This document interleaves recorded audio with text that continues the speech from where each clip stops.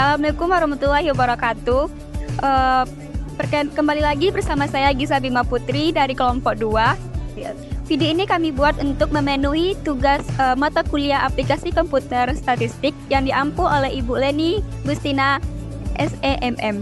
Sebelumnya video ini kami buat untuk menjelaskan bagaimana kita menggunakan aplikasi Smart PLS sebagaimana yang telah kita pelajari sebelumnya, dengan menggunakan metode inner model dan outer model. Inilah tim saya.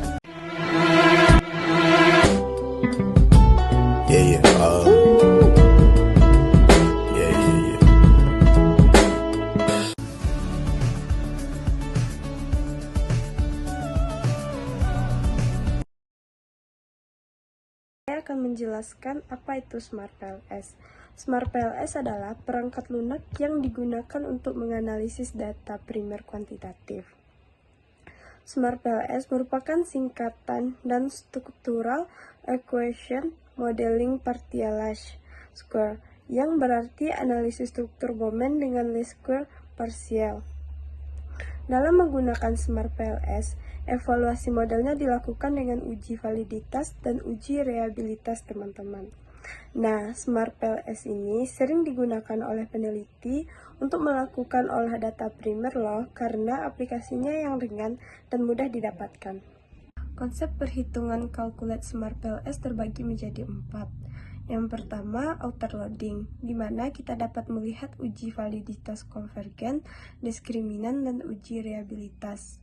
Yang kedua, inner model, di mana di sini akan didapatkan koefisien determinan atau R-square, nilai pengaruh Q2, dan effect size atau F2. Uji signifikan Taillet ada 3.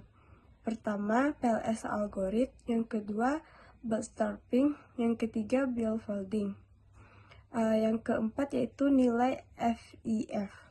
Nah, sebelum memulai proyek, kita harus membuka data tabulasi terlebih dahulu dari Excel dan menyalin data tersebut ke file dalam bentuk CSV melalui Notepad seperti gambar di samping. Selanjutnya, buka aplikasi Smart PLS, kemudian buat new project dan buatkan name-nya seperti gambar di samping. Berikutnya, buka data tabulasi yang disimpan di file dokumen, lalu pilih data tabulasi, kemudian klik open seperti contoh gambar di atas. Kemudian ganti save as tipenya dengan CFP. Langkah selanjutnya, kita kembali lagi ke tampilan new project, lalu double klik nama kelompok 2, maka muncullah data tabulasi. Setelah itu double klik data tabulasi, kemudian muncullah data seperti di samping. Maka step yang kamu lakukan sudah benar. Klik double pada tulisan name, setelah itu isi nama kelompok sehingga muncul layar kosong seperti gambar di atas. Berikutnya blok masing-masing variabel, lalu tahan dan lepaskan pada layar kosong sehingga muncul seperti contoh pada gambar.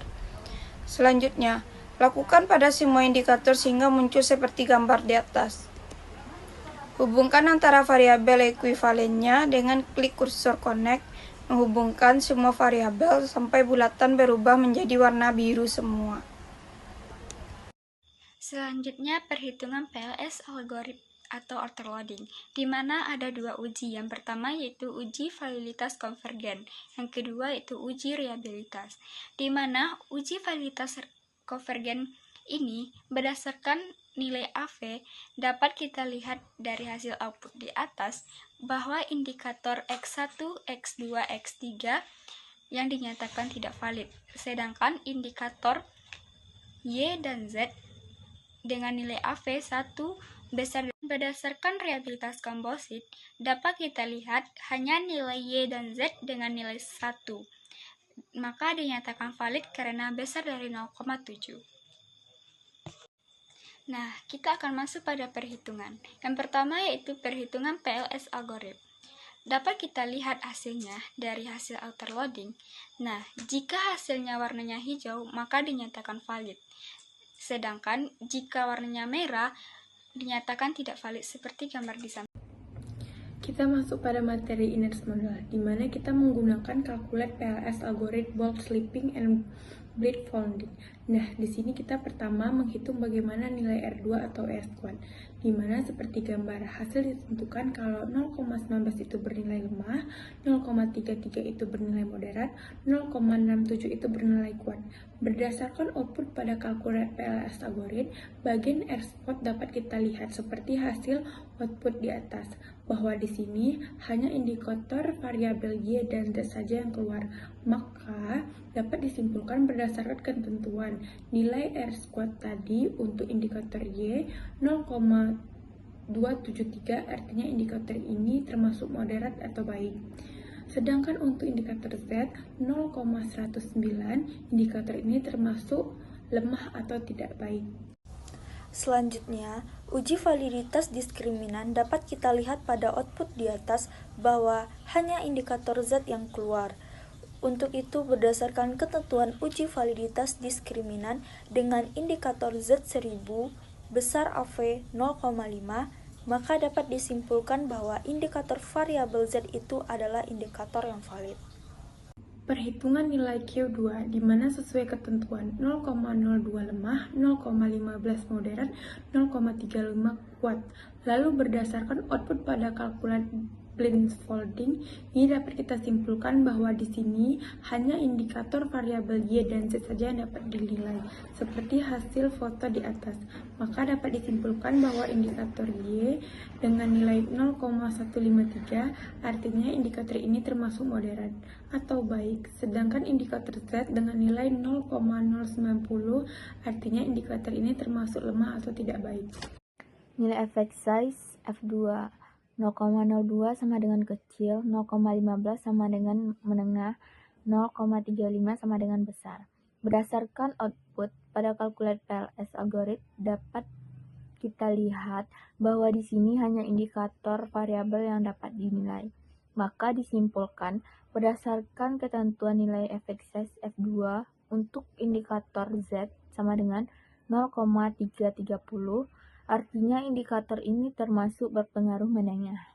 Kemudian, untuk nilai uji signifikan to Toilet T-value didapatkan nilainya 1,96 karena signifikan level sama dengan 5% atau 0,05.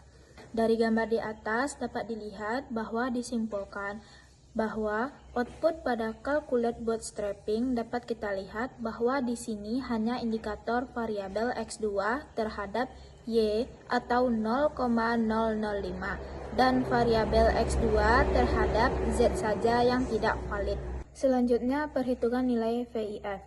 Jika nilai VIF besar dari 5, maka semua indikator tidak mengalami masalah multikolinearitas. Berdasarkan output pada kalkulator PLS algoritma dapat kita lihat bahwa semua nilai VIF indikator kecil dari 5, sehingga dapat disimpulkan bahwa semua indikator mengalami masalah multikolinearitas.